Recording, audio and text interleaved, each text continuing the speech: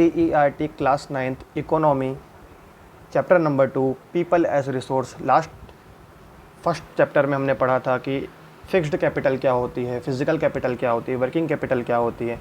उसी को हम एक फर्दर आगे देखेंगे। अब इस चैप्टर में बताया गया कि हम वहाँ के जनसंख्या को, वहाँ की पॉपुलेशन को एज ए रिसोर्स कैसे इस्तेमाल कर सकते हैं ताकि हमारे इकोनॉमी में काफ़ी वो कंट्रीब्यूट करे और वो हमारे देश पर, हमारी इकोनॉमी पर एक इनकम जनरेटिंग बन के आए, वो हमारी इकोनॉमी को सपोर्ट करें बजाय इसके कि वो हमारी इकोनॉमी और हमारे देश के ऊपर एक लायबिलिटी बनकर रह जाए। इसे ही हम आगे इस चैप्टर में पूरा देखेंगे। सबसे पहले हमें देखना होगा ह्यूमन कैपिटल क्या होता है। देखिए, ह्यूमन कैपिटल को जो होता है उसे अगर कोई पर्सन है, कोई ऐसे लोग हैं जैसे डॉक्टर्स हैं, इंजीनियर्स हैं, कारपेंटर्स हैं और छोटे भी काम अगर करते हैं, प्लम्बर हैं, और वो एक अपने अंदर एक स्पेशल स्किल रखते हैं जो कि और लोगों के पास नहीं है, और ऐसे लोगों को हम अगर मिला दें सभी को तो वो हमारे ह्यूमन कैपिटल हैं। वो हमारे देश की इकोनॉमी में, वो हमारे देश के विकास में, देश के डेवलपमेंट में वर्क कर रहे हैं और एक इनकम जनरेट करके हमारे देश को दे रहे हैं। लेकिन कुछ लोग ऐसे भी हैं जिन्हें कुछ भी नहीं आता, कोई स्पेशल नॉलेज नहीं है, ना उनके पास ज़मीन है, ना वो खेती कर पाते हैं। तो ऐसे लोग हमारे देश की इकोनॉमी के लिए बिल्कुल भी फ़ायदेमंद नहीं है और वो सरकार के ऊपर, वो इकोनॉमी के ऊपर एक लायबिलिटी है। लोग उनको पालना एक सरकार की जिम्मेदारी हो जाती है। आगे हम इस चैप्टर में देखते हैं।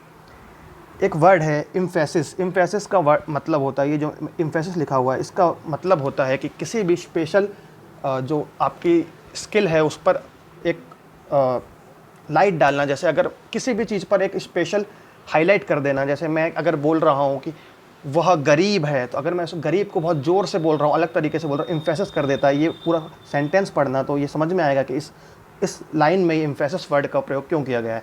आगे देखते हैं कि पॉपुलेशन, जैसे बहुत लार्ज पॉपुलेशन वाले जो देश होते हैं, इंडिया है, चाइना है, वहाँ पर क्या होता है कि ज़्यादातर जो वेस्टर्न कंट्रीज़ है उन पॉपुलेशन को, उन देशों को बहुत नेगेटिव साइड में देखते हैं कि इतने सारे लोगों को उस देश की सरकार को काम देना है, इतने सारे लोगों को उस देश की सरकार को अब जॉब देना पड़ेगा, खाना खिलाना पड़ेगा। तो लेकिन ऐसा नहीं है। इस पैराग्राफ में ये बताया गया है कि अगर consider only the problems of providing population with food, education and access to health facility. अगर पॉपुलेशन ज़्यादा है वहाँ पे तो इसका मतलब ये नहीं है कि हमें सिर्फ उन्हें खाना देना है, फूड देना है, लेकिन अगर हम ह्यूमन रिसोर्स में इन्वेस्टमेंट करें, ह्यूमन रिसोर्स मतलब उन्हें एक अच्छी शिक्षा दें, उन्हें कोई स्किल सिखाएं, उनकी हेल्थ अच्छी रखें, तो वो हमारे देश के डेवलपमेंट के लिए वो हमारा पॉजिटिव पॉइंट हो सकता है। वो पॉजिटिव पॉइंट कैसे हो सकता है? हम जितने ज़्यादा इंजीनियर बनाएंगे वो इतना ही ज़्यादा हमारे देश के लिए वर्क करेंगे और उतने ही ज़्यादा इनोवेशन करेंगे। जितने डॉक्टर बनाएंगे वो इतने ही ज़्यादा हमारे देश के लोगों को स्वस्थ रखेंगे। तो उसे हम कहते हैं ह्यूमन कैपिटल फॉर्मेशन। फॉर्मेशन का सीधा सा मतलब होता है बनाना। ह्यूमन कैपिटल को हम बनाने के लिए जो भी इन्वेस्टमेंट करते हैं in the form of education, in the form of medical expenses and other skill development, तो वो हमारा ह्यूमन कैपिटल का फॉर्मेशन कहा जाता है। वो हमारे इकोनॉमी में प्रोडक्टिव पावर ऐड करता है। जाहिर सी बात है, अगर किसी के पास एक इकोनॉमी को, अगर किसी व्यक्ति के पास किसी एक अलग तरह की स्किल है जो और लोगों के पास नहीं है, तो वो हमारे देश में अल्टीमेटली एक इकोनॉमिक वर्क करेगा और वो आगे चल के इस देश में ही एक कैपिटल भले ही छोटी सी कर रहा हो, लेकिन बहुत लोग मिलकर इस तरह से बहुत सी कैपिटल डेवलप करेंगे और हमारी इकोनॉमी ग्रो होगी। और फिजिकल कैपिटल फॉर्मेशन की तरह इसे कहा जाता है। फिजिकल कैपिटल क्या होती है, मैंने बताया था। फिजिकल कैपिटल का मतलब मुझे किसी भी चीज़ को अगर शुरुआत करनी, किसी भी चीज़ की मैन्युफैक्चरिंग स्टार्ट करनी है, मुझे खेती करना चालू करना है, तो मुझे इनिशियली जिस चीज़ की ज़रूरत होगी, मुझे खेतों की ज़रूरत होगी, मुझे लैंड की ज़रूरत होगी, मुझे बैल की ज़रूरत होगी, तो वो मेरा फिजिकल कैपिटल है, मैं उसमें पहले इन्वेस्ट करूँगा। लास्ट लेक्चर में मैंने बहुत अच्छे से समझाया है। अब यहाँ पर लिखा हुआ है investment in human capital through education, training and medical care yields a return like investment in physical capital. Physical capital में भी हम इन्वेस्ट करते हैं तो हमें आगे चल के हमारे, अगर हमने खेती में इन्वेस्ट किया है फिजिकल कैपिटल में, हमने बैल को ख़रीदा है, हमने बीज खरीदे हैं, तो आगे चल के हमको वो फसल देते हैं जिसके कारण हमें फ़ायदा होता है। वैसे ही अगर अब ह्यूमन कैपिटल पे गवर्नमेंट अगर इन्वेस्ट करे तो आगे चलने वाली जो पीढ़ी होगी, अगली जो जनरेशन आएगी, वो काफ़ी एजुकेटेड आएगी और वो इस देश को अल्टीमेटली, इस देश की इकोनॉमी को सपोर्ट ही करेगी। आगे देखते हैं, जैसे Indian green revolution is a dramatic example of how input a greater knowledge in a form of improved production. क्या हुआ था कि 1960s के आसपास हमारे यहाँ बिल्कुल प्रोडक्शन नहीं हो रहा था, अकाल पड़ गया था, लेकिन उन्हें उन्नत बीज दिए गए, हाई यील्डिंग बीज दिए गए, जिसके कारण वो उन हाइब्रिड जो सीड्स होते थे उनको लगाने से बहुत मैसिव प्रोडक्शन हुआ, पेस्टिसाइड डाले गए, केमिकल्स डाले गए, तो प्रोडक्शन तो उस वक्त के लिए काफ़ी अच्छा हो गया था। लेकिन ये भी इस तरह से एक ह्यूमन कैपिटल था, जो किसान गरीब थे वो भी अमीर हो गए। इसी तरह से इंडिया का आईटी रेवोल्यूशन हुआ है, हर जगह आईटी कंपनीज खुल रही हैं, आईटी का एक ट्रेंड सा आ गया है।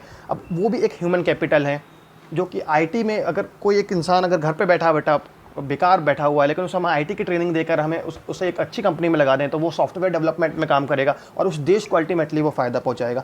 तो यहाँ ये दो लोग बात कर रहे हैं कि ह्यूमन रिसोर्स, दीदी कह रही हैं कि ह्यूमन रिसोर्स क्या होता है, क्या कोई लैंड होता है, कोई जगह होती है, लेबर होते हैं। तो ये भैया जी कह रहे हैं नहीं, इससे भी ज़्यादा होता है। और व्हाट इज़, भैया पूछते हैं what is human capital, it is like rupees, human capital क्या होता है। तो ये कह रहे हैं नहीं नहीं नहीं, इससे भी ज़्यादा होता है। नहीं, ये दीदी ही पूछ रही है दूसरी बार भी, तो कह रहे हैं नहीं नहीं नहीं, ह्यूमन कैपिटल इससे भी ज़्यादा होता है। तो ह्यूमन रिसोर्स और ह्यूमन कैपिटल मैंने बता दिया। ह्यूमन रिसोर्स में हमें इन्वेस्टमेंट करना पड़ेगा, जिससे हम ह्यूमन कैपिटल मिलता है, जिससे हम ह्यूमन कैपिटल फॉर्मेशन बोलते हैं।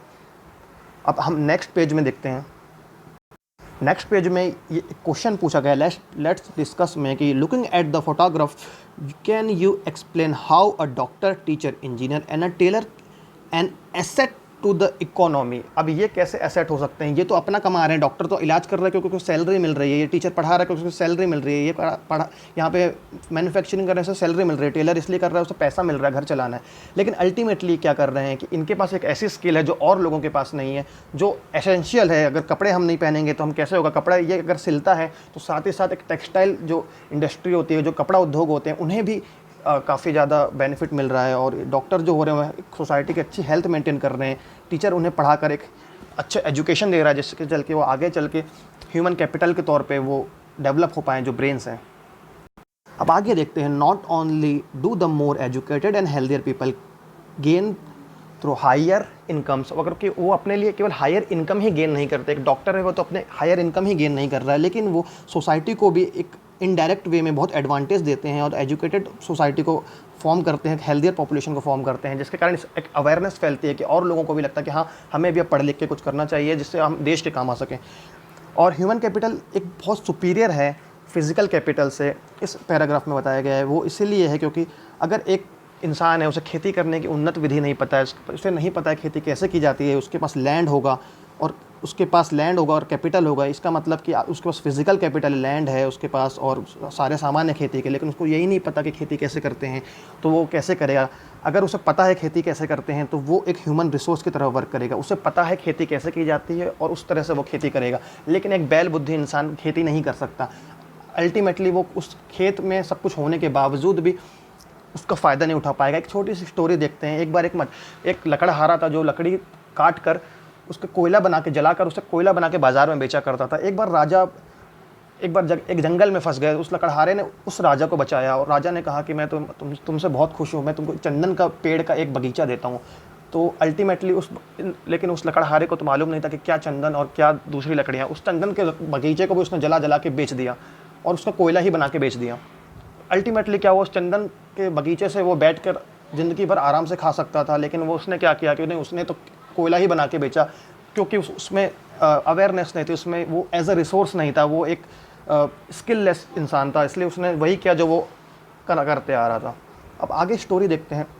दो फ्रेंड की स्टोरी है। एक साकाल है फ्रेंड का नाम और दूसरा है विलास की स्टोरी। साकाल की स्टोरी मैं समझा देता हूँ कि उसकी मदर जो थी वो घर के काम करा करती थी, वो अपने घर के काम में मदद किया करता था साकाल की। उसके फादर जो थे वो एग्रीकल्चर फील्ड में काम किया करते थे। साकाल की मदर चाहती थी और उसके पापा भी चाहते थे कि उसे अच्छे तरीके से पढ़ाया जाए, तो उसे स्कूल में डाला गया, वहाँ से वो पढ़ा। फिर देन उसके बाद वो कॉलेज गया, कॉलेज के बाद भी और पढ़ाई की, उसने कंप्यूटर में डिप्लोमा लिया, उसके बाद एक आईटी कंपनी में गया, उसने एक सॉफ्टवेयर भी डेवलप करने में मदद की और अल्टीमेटली वो एक बहुत अच्छे प्राइवेट कंपनी में काम करने लगा और वो इतने ज़्यादा प्रमोशन मिले, वो एक सक्सेसफुल इंसान बन गया और वो एक ह्यूमन कैपिटल बन गया इस देश का। लेकिन वही हम देखें तो एक उसका दूसरा दोस्त था जिसका नाम है, उस गांव का लड़का है विलास के जब 2 साल का था उसके फादर की डेथ हो गई। उसकी मदर, वो मछली बेचा करते थे, उसकी मदर भी अल्टीमेटली फिर मछली बेचने के प्रोफेशन में आई, लेकिन उनकी अर्निंग तो उतनी ही थी, कोई स्पेशल स्किल उसने सीखा नहीं।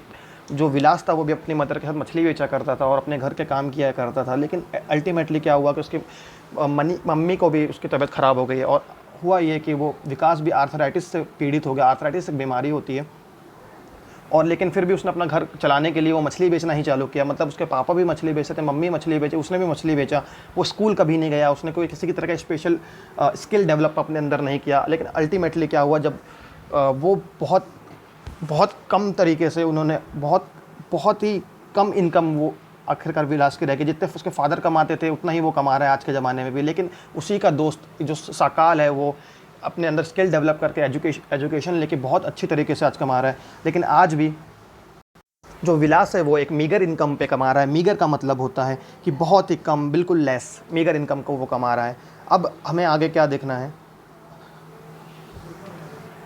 आखिरकार विलास एक मीगर इनकम ही कमाता रहा। साकाल कुछ सालों बाद, साकाल का जो कुछ सालों का एजुकेशन था और उसकी जो लेबर क्वालिटी थी, लेबर क्वालिटी मतलब उसका जो एक इस देश के लिए जो उसका काम है वो एक बहुत अच्छी क्वालिटी में डेवलप हुआ। लेकिन जो विलास था उसका कोई लेबर क्वालिटी डेवलप नहीं हुई और आज भी वो मछली ही बेचता है और अल्टीमेटली इस देश की इकोनॉमी के ऊपर वो एक लाइबिलिटी बन के रह जाता है।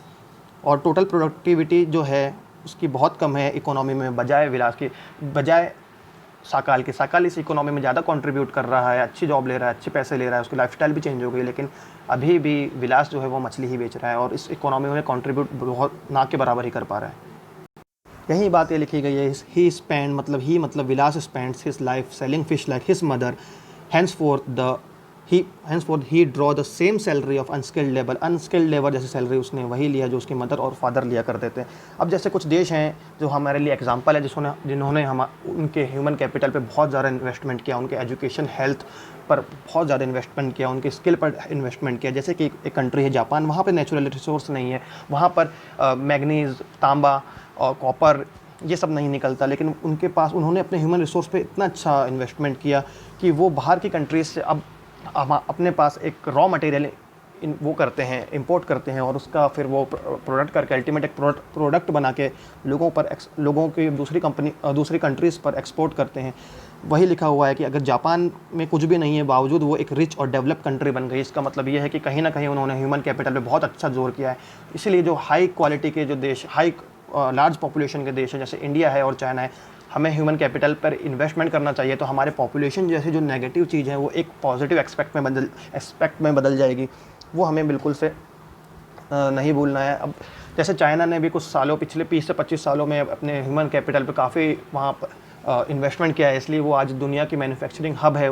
चाइना जैसे प्रोडक्शन लाइन किसी भी इस देश की इस वक्त नहीं है, क्योंकि वहाँ उसने अपने लोगों को एक लाइबिलिटी से बदल कर एक स्किल सिखाई, मैन्युफैक्चरिंग स्किल सिखाई, पढ़ाई करवाई, अच्छी हेल्थ मेंटेन करी। इसलिए चाइना एक सेकंड इकोनॉमी वर्ल्ड की सबसे बड़ी बन चुकी है। अब नेक्स्ट लेक्चर में हम देखेंगे economic activities, man and women. अब इकोनॉमिक एक्टिविटी में मैन क्या करता है, वुमेन कैसे कर सकती हैं, और इकोनॉमिक सेक्टर्स क्या होते हैं, प्राइमरी सेक्टर क्या होता है, सेकेंडरी सेक्टर क्या होता है, टर्सरी सेक्टर क्या होता है। सब बहुत आसान है, सब बहुत अच्छा है, कोई घबराहट की बात नहीं है। 2 लेक्चर इस चैप्टर में और आएंगे। सेकंड चैप्टर का ये फर्स्ट लेक्चर था, 2 लेक्चर और आएंगे और ये चैप्टर खत्म हो जाएगा। काफ़ी इंपॉर्टेंट चैप्टर है जो कि आपका बेसिक मजबूत करेगा। ठीक है, चलिए, थैंक यू, इसको पढ़ाइए। और जो भी डाउट आता है नीचे कमेंट सेक्शन में आप पूछें, या मेरा पर्सनल नंबर है उस पर पूछें।